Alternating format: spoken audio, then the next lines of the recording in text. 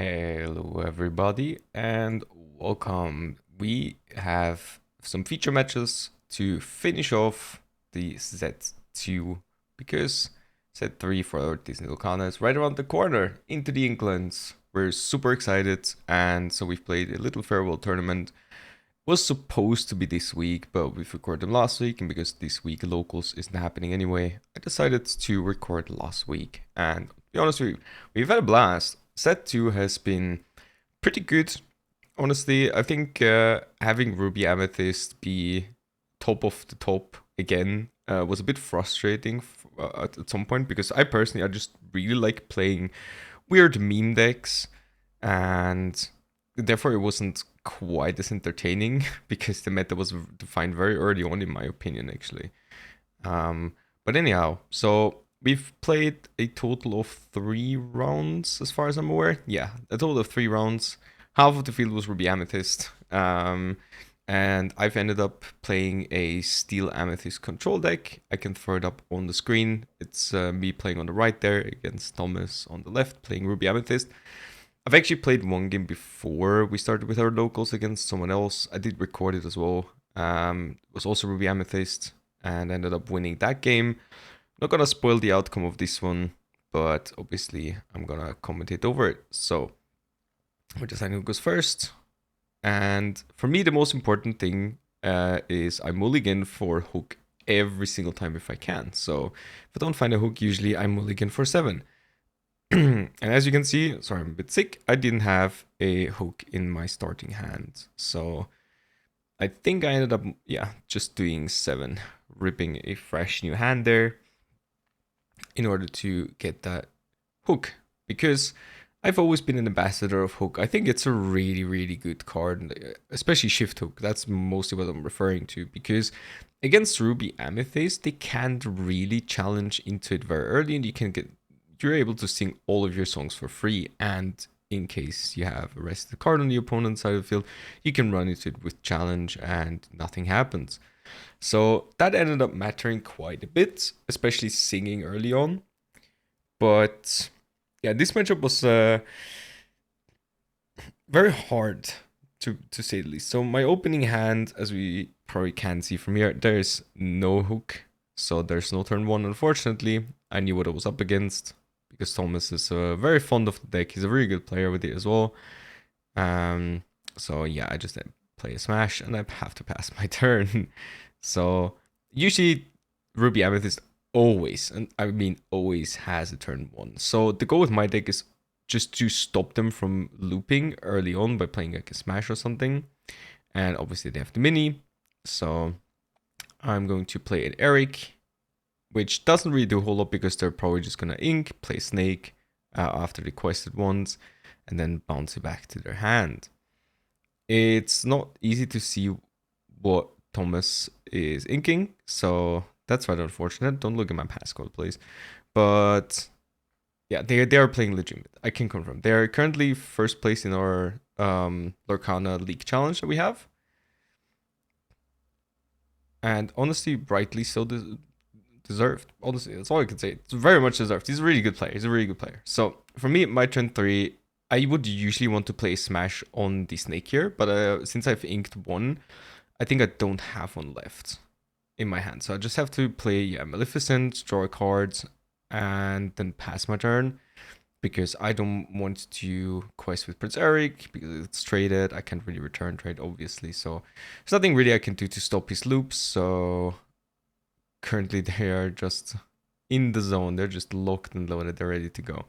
The only card I can really make out from here is a Lady Tremaine on the very far left side of their hand.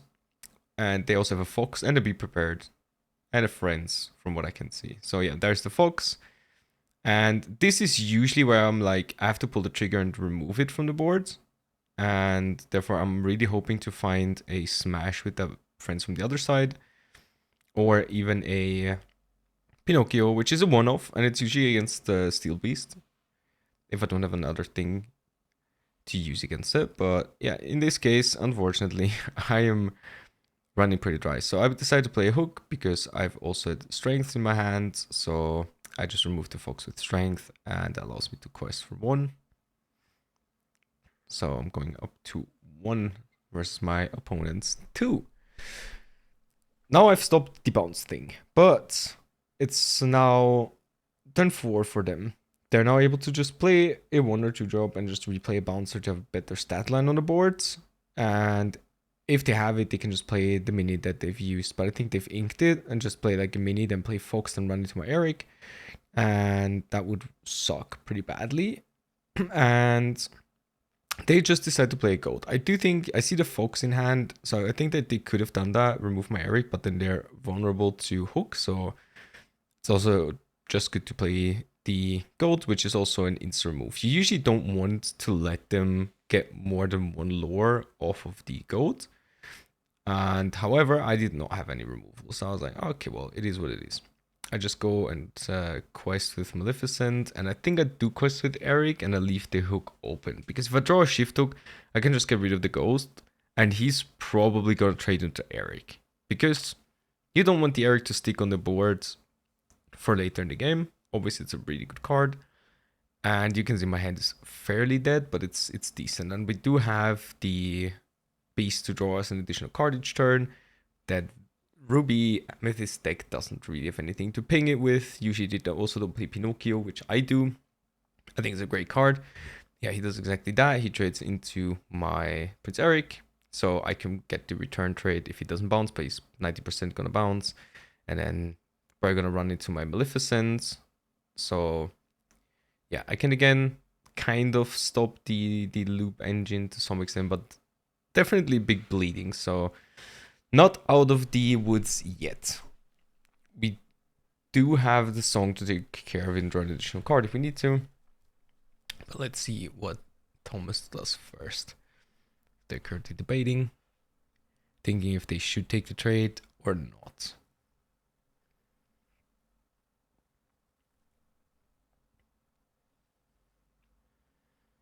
So yeah, they are inking for the turn, which they have not done yet. So they could now run into Maleficent and play Snake if they have it to bounce it back. Then they don't really get hurt as much. I get the additional draw from the Beast, which is really good. Usually what I do is if they don't really have a board and I see that there's 2 snakes, I usually sing Grab Your Sword with Beast. But I don't know if I'm actually doing it in this case. I think I'm on 6, so yeah, probably gonna play the Hercules, just develop another threat to quest, because I know there's a Be Prepared coming anyway. Unfortunately, I did record my last match, which I ended up winning against Ruby Amethyst as well, where I fought against 4 Be Prepared and I still managed to win the game. It was a really hard match. I think it was on 19 as well. But yeah, I did end up winning, and we did draw almost our entire deck. So there's a Lady Tremaine, which gets rid of our Maleficent. We don't obviously want him to be able to trade, so we're just gonna get rid of that instead. And they're just forced to pass. So we do draw 2 cards. So we do the draw for turn, and then I do think, yeah, I realized that I still have a draw from Beast. So now I'm thinking, okay, I have 3 characters on board. I could deploy this Cinderella. However, I know Be Prepared is coming, and therefore I'm just trying to develop one more character, knowing my board is gonna get absolutely destroyed afterwards, and get rid of the Lady Tremaine, which does make it more attractive to play the Be Prepared, because then it's like I have 4 characters, he has 1 character on board, so it's a lot more comforting for him to do so. So that's why I'm just deciding to sing and quest. So I'm just like, I'm doing 2 to your board, but I'm also going to get rid of everything. And I think that was not the best play. So obviously I get draw out of this, and so I remove the Fox as well, draw 2. But I know I'm going to lose my entire board here. So I don't think I should have thrown all of my removal into his current boards, because that could have delayed him, and I could have drawn more cards off of my Beast. Because this turn is essentially just, yeah, ink and then play Be Prepared. And that's exactly what they're going to do. So it comes on, and from this point on, I knew this match is going to be hard. However, now is where my neck actually just gets broken. So yeah, spoiler alert, this match is not going to go well. I deploy Cinderella thinking, okay, so if he starts playing threats again, holding them back, I just sing any song and I just run into their characters. They can't really do much. Having just played A Lady Tremaine, mostly it's just running 3. I did not expect what's coming from my ass next, which is, yep, another Lady Tremaine. That was really, really, really unfortunate.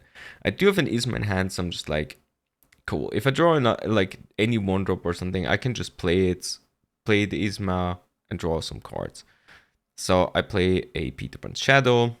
Obviously, it's mostly against the evasive aggro matchup, which we have a player that usually plays it and does quite well with it as well. And therefore, I decided to play one because it helps my foxes, because I play 3 foxes as well, get evasive when they have rush, and therefore take out these annoying evasives if I don't have all my removal for them, and because of their stat line being weird. So here's an Ursula. I did expect them to have either Ursula or Elsa here, but obviously Elsa wouldn't make as much sense. Therefore, I was quite fine with that play. I don't really care about the Ursula as much currently because I know she can quest for high numbers, but I have enough to trade it back. So now I'm doing the Isma play essentially where I just play a hook, play the Isma, and then probably just quest for 1 because I don't really need to take care of his board right now. Not because his board is weak, but because my current situation forces me to build up the board more than anything. So yeah, we play Isma, we draw our 2 cards, and it's a Benja as well as a Jafar. Not exactly what I wanted to see here, but yeah, there's nothing we can currently do. I do not have any draw cards in my hand. I think I played 1 Friends from the other side, but I did not have any other ones. And in my other game against Amethyst, for example, I had all of my Steel Beasts. I shuffled 1 back after they had damage with Isma and then redrew it. So that was really, really good. And that's why I liked Isma in this list. To essentially shuffle low costs back and just draw cards, or get rid of Elsa's when you're in a winning position anyway, or something along those lines, which I've done as well. So just quickly checking my card draw, and I'm like, yeah, I did not draw a lot of cards that draw me cards. I know I only play 1 A Whole New World, and people would be like, yeah, and that's obviously the second neck breaker. There's the Elsa completely tapping down my board, and I'm just like, okay, so now we're getting to very, very dangerous territory. Obviously, they only have 1 card in hand, but their board is looking fantastic. There's the Pinocchio. Thomas is playing it because I've helped him build his list, and or rather, he just asked me for some input, and I've told him, please play Pinocchio. It's such a good card, and it will really help you. So I drew Robin Hood. Again, really not what I wanted to see. My entire board's locked, and I'm pretty sure there's lethal on board, or almost lethal on board. Yeah, it's almost lethal. It's not full lethal because I can get rid of the Lady Tremaine here. So yeah, I'm just gonna get rid of the Lady Tremaine.